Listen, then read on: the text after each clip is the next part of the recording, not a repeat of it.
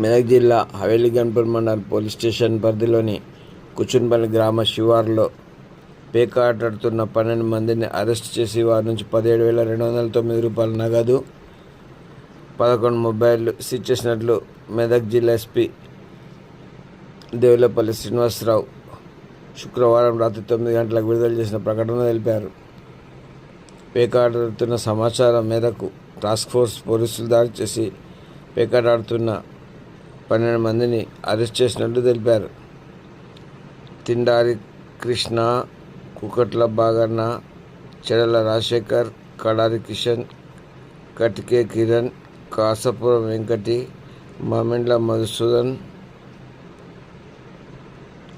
నక్క మల్కయ్య, ఓటల్ వెంకటి, పోగుల దుర్గయ్య, లింగంపల్లి సిద్దిరెడ్డి, వాడపల్లి నరేందర్లను అరెస్ట్ చేసినట్లు తెలిపారు.